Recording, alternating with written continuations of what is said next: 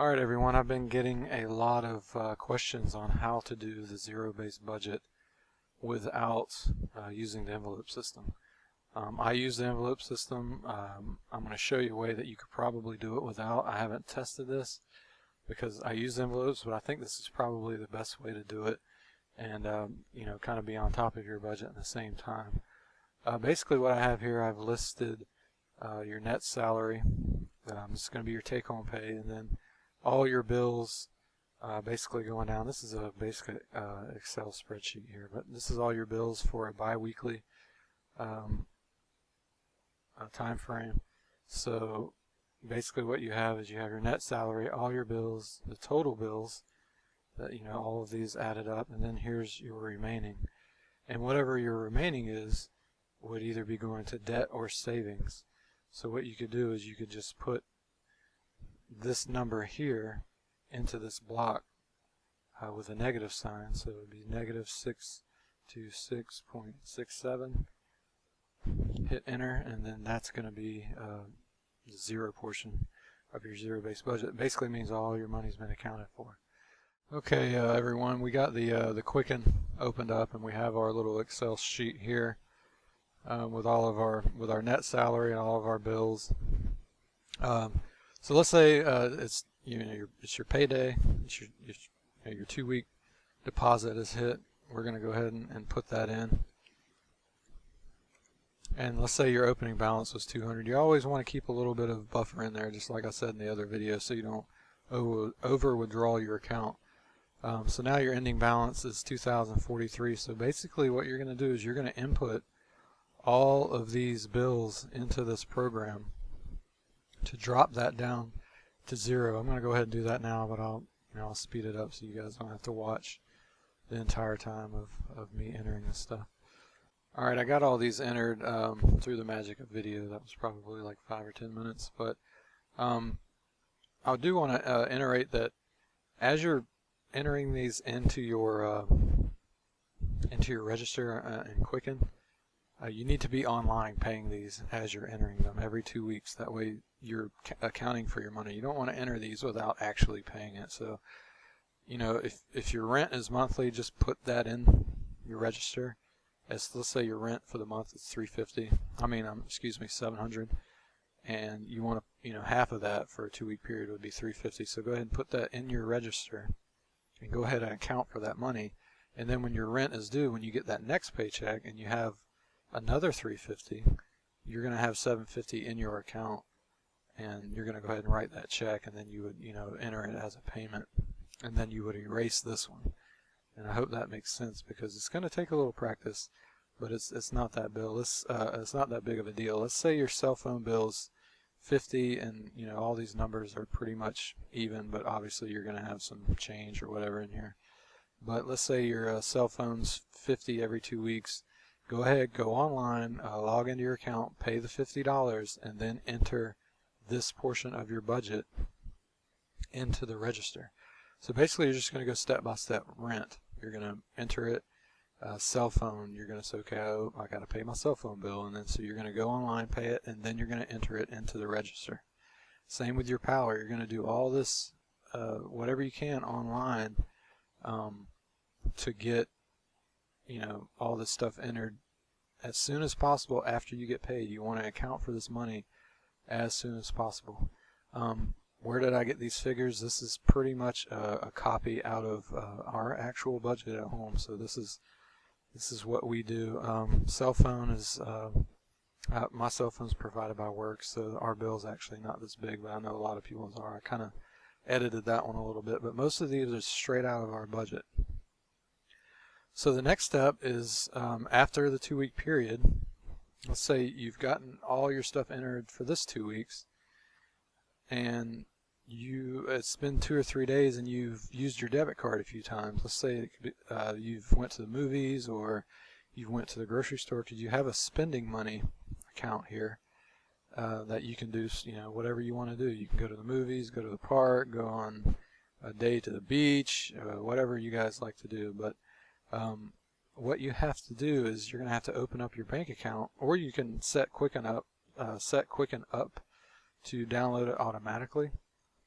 But just for demonstration purposes, I'm just going to do this kind of manually. Let's say you went to the movies and you spent, let's say, $22.33,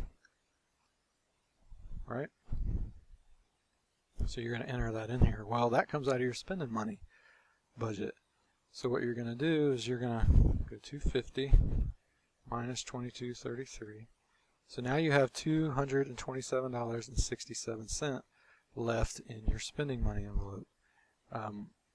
You know, it's kind of a electronic in the cloud envelope, so to speak, here. So that would be, so you would just change this to, I always round up, so let's say if you have 227.67 left, I just go 225 there. So then that updates to pretty much a zero base. I mean, you got $2.67 left over, but if you always round up on your cost, you don't have to worry about this getting to zero and over with draft. Stephanie likes to shop at the green polka dot box. So let's say we go ahead and we purchase that. It comes in on the bank statement, and we're gonna go ahead and install that into our register. And let's say it came in at 81.20, something like that.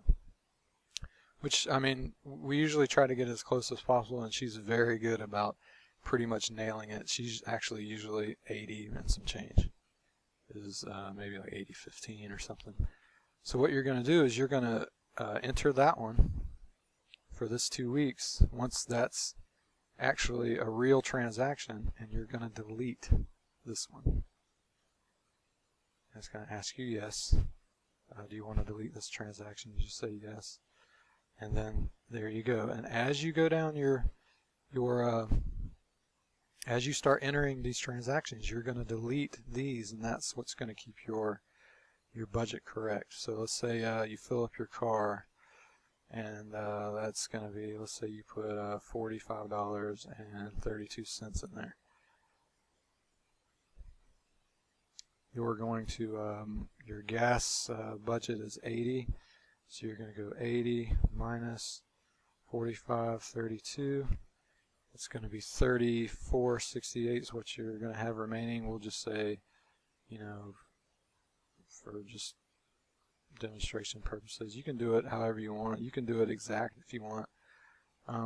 We'll just say you have, we'll say 34 left for gas for that 2 weeks. So as the 2 weeks,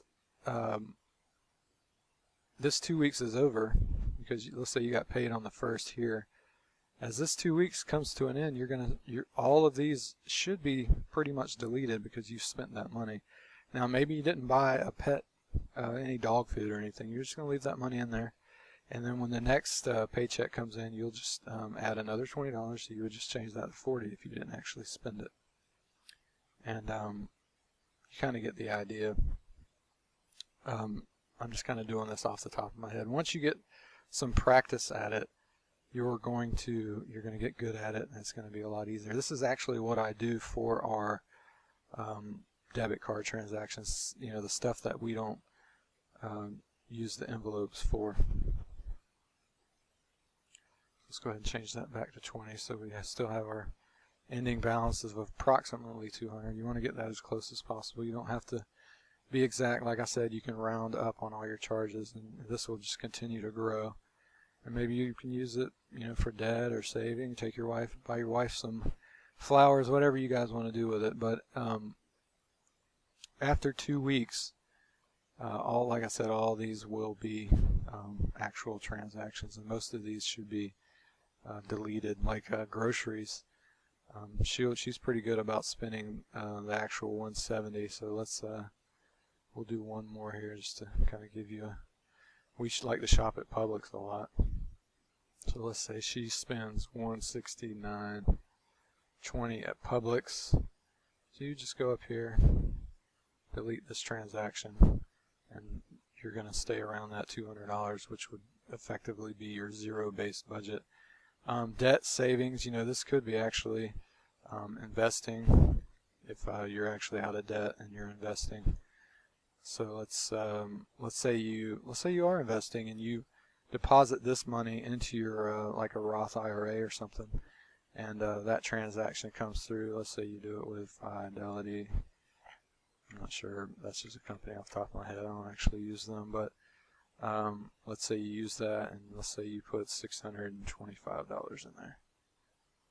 So you would go ahead and delete this one, and see you're still at that close to $200 range, and you can see this growing. If you always round up or your transactions come in a little bit less, just go ahead and delete that, and this will continue to grow.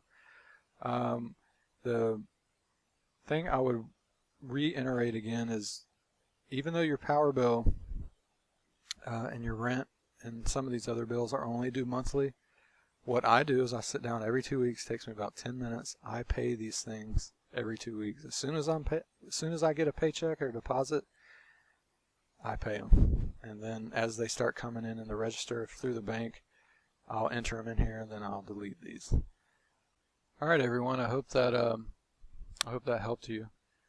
You can give this a shot. I would definitely recommend Quicken. I've tried to use Mint.com and a few other ones, and I just didn't like it as good as I do Quicken. I'll put a link in the description where you can read some reviews on it and stuff if you want. If you do end up setting up your bank account, so Quicken updates it automatically, the downloaded transactions from your bank will come up in here, and like all the ones that I've entered here, you'll see them down here, and you can just hit it'll say green polka dot box 8050, and you'll just hit a yes. Do you want to enter this transaction? You hit a yes, and then it'll automatically pop in here, and then that's when you would delete the one that you kind of entered from your zero-based budgeting. And then they come in, when you see them in your bank on your online banking, and you download it, they'll be in here as well. So I think some of the pros and cons versus the envelope system in doing this. The envelopes is cash, and you don't have to follow this very much if you use cash within those 2 weeks. And what I mean by that is, if you have cash and you fill up your envelopes, it's filled up for 2 weeks. You have that cash, it's sitting there, and there's a lot less work to do. If you do this, you're going to have to update this, I would think probably every maybe 2 to 4 days or something. That way you're staying on top of how much money you actually have. If you do the envelopes, the cash is there. You look in your envelope, how much is in there? It's $40 cash or whatever it may be. But you're going to have to stay on top of this a little more than what you would do with the envelopes. So the envelopes is inconvenient on one side. This is actually, I think, going to be inconvenient on the other side as far as staying on top of it and downloading and implementing these transactions every 2 to 4 days. But I think that will pretty much cover it. If there's any questions, please leave them in the comments below, and I'll try to answer. I'm sure I forgot to tell maybe a certain detail or something. So if you have any questions, go ahead and put it in the comments below. I answer everybody's questions, and if it's continues to be the same questions ever, I'll make another video. I don't mind. Whatever I can do to help you guys out. So please like the video, share it if you can, and then like I said, I'll put a link in the description for the Quicken. You can read the reviews and whatever.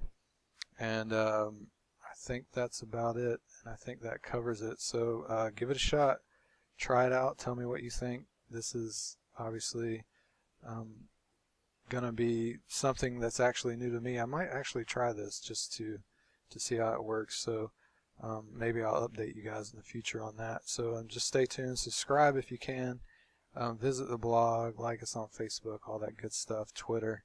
All the links will be in the description below. And we'll talk to you guys soon. Take care.